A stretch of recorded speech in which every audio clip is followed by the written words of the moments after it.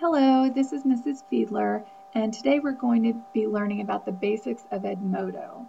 Your teacher should have given you a handout, and if you just follow along, you'll be able to keep up with the lesson. So first off, what is Edmodo? The easiest way to think of Edmodo, it is like the Facebook for school. You're going to use Edmodo like you would any social networking. You can easily communicate with your teacher, with your classmates, but it's done in a really safe environment. It's a very small group as opposed to Facebook. It's limited just to your teacher and your classmates, and your teacher monitors it. There's also a mobile app that we'll discuss later, and you can use that to communicate with your teachers and turn in some of your assignments. So first, before we even learn how to set up an account, let's talk about the code of conduct, what we expect you to do and how we expect you to behave when you use Edmodo at school. One of the first things you're going to be asked to do is to create an avatar so people can get to know you in the class online. And we only want you to use avatars that are included with Edmodo for your profile picture. Never use a real photo of yourself. Remember, this is an online program and we want you to always, always, always protect your online privacy. Let's talk a moment about posting etiquette. Those are the rules of when you are posting messages on Edmodo. First of all, only post about things that are relevant to your project or your class. Stay on task. Don't joke about the pep rally. Don't talk about the silly clothes that people wore. Just focus on what you're doing in class, what the task is at hand. Always be respectful. Remember to treat others the way you want to be treated. Never be sarcastic. This is important for all things you do online. It's one thing to be sarcastic and try to be funny when you're face to face with someone and they can tell you're joking, but when you're doing it online in a written format, it's very easily misunderstood. So don't use sarcasm on Edmodo or anything online, really. Remember to use proper grammar. This is a way of turning in your assignments. You don't want to use texting language. You want to treat it as if it was a discussion in class. It just happens to be taking place online. Let's talk again about privacy. Never ever post any personal information on Edmodo, and we'll be talking about that at length. But as with all things online, you never want to post your name or when you were born, any contact information like your phone number, your address, or your email. Also, don't ever try to promote your personal website or blog on Edmodo. That's another way that online predators could locate you. So keep it very private. Never post photos or videos of yourself or your classmates unless you have your teacher's permission to do so. Okay, some good practices to get in the habit of when you're using Edmodo. Remember to be respectful. Check in often. Don't forget about assignments and not check your Edmodo account for a week at a time. Check in frequently. If you've learned something and you've had an aha moment, post about it. Share that with the group. And then as others do that, you want to read about their experiences and find out what they're learning. Maybe you could learn from them. Always give positive and constructive feedback. When you're commenting on writing, don't just say, I didn't like it. Be positive, be supportive, but give them some constructive pointers on how they can make their writing better. Ways that you can actually improve your grades through Edmodo. These are kind of extra credit. You can think of it like that with Edmodo. Post anything that you find that you think would be interesting to the rest of the class. So if you're studying slavery, for example, and you found an excellent website about the Underground Railroad, share it with the class. If you see that a classmate has posted a question, maybe they don't know what page an assignment is on, or they don't know when an assignment is due, answer that question. Your teacher would really appreciate that. And finally, an idea, you could help out a classmate who's sick one day. If you took notes or you got an assignment in digital form, you could pass it on to them through Edmodo. And remember that all of the behaviors at our school, all of the rules about student behavior and consequences also apply online. If you have any questions, pause this tutorial for a moment and your teacher will take them. Okay, we've discussed the code of conduct and our expectations for you when you're online with Edmodo. Let's talk about setting up an account. If you are following along in your handout, we're in the third bullet, creating a student account. The first thing you want to do is get the group code from your teacher. Make sure you write it down. It's difficult to remember. Then you're going to go to wcpss.edmodo.com and you're going to click on I'm a student.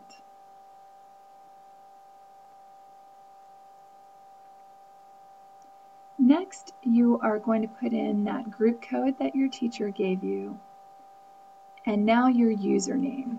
And let's talk about that for a moment. For your username, I want you to use your first initial,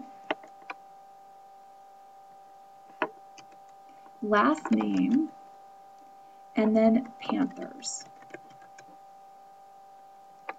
Your password should be your student lunch number. It asks you for email, but we do not want you to add any email address. Give your first name, your last name, accept the terms of service, and click sign up. The first name and last name will only appear to your teacher. This is not going to be made public to anyone but your teacher. Okay, now you have an account and you can see that the class that your teacher had given you, that Edmodo group code, appears on the left. And now we're going to update our account settings. So under Me, you're going to click that drop-down arrow in the upper right-hand corner and select Settings. And here is where you can choose an avatar. You can change your different color. If there is an avatar that you find online that you can use, that's fine. Remember, don't put your real photograph on there. You don't have to, in fact, we don't want you to include your email address, but do check that your name and last name is correct. No other personal information is necessary. And when you're done, click Save Personal Info. All right, you see your original class here, but I want to talk to you about joining an additional group. So what you want to do is click on the plus icon next to the groups and put in the next class group code that your teacher gives you. And click Join.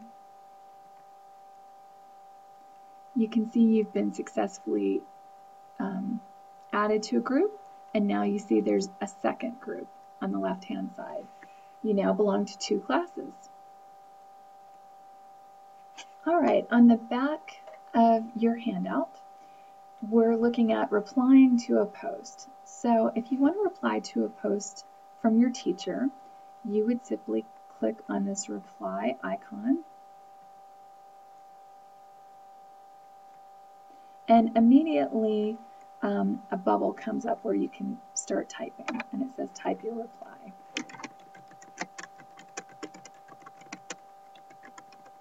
Type in what you want to say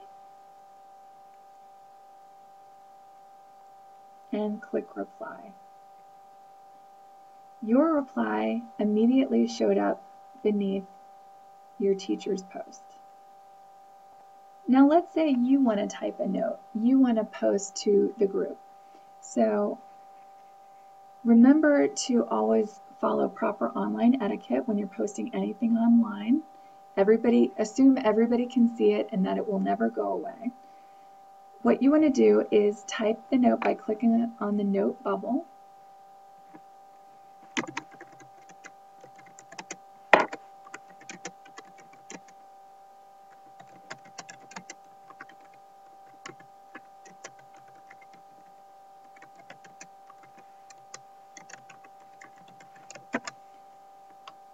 And in the Send To box, click the drop-down arrow and decide who you want to send it to. In this case, I would send it to the whole group. If I wanted to attach a file, I would click on this icon. If I wanted to attach a link, I would click here. And then if I wanted to attach something I'd saved, it's in my backpack. And you can think of the backpack as like a virtual flash drive. It's going to save all of your documents and links and things that you've shared in the past in the cloud, and you can access them later. Now remember this, if you use something in one class, 1 year, but you think it might be helpful a year from now, you can always access that in your backpack. It stays there forever. When you're ready to post your comment, click Send. Now let's say you want to post a question, but just to your teacher. You just want to do a direct message to your teacher, not to the whole group. So type in your message here.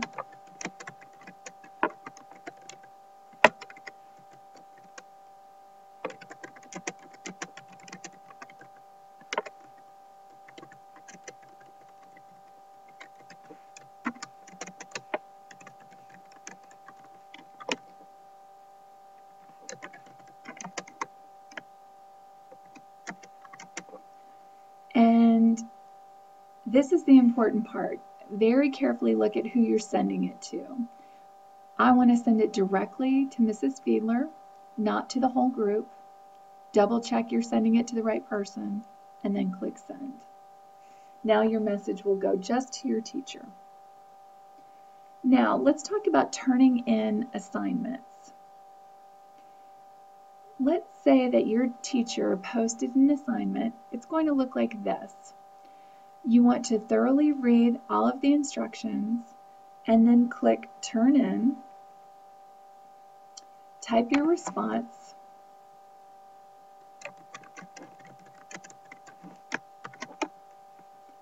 And then take a moment to tell your teacher what you thought of the assignment.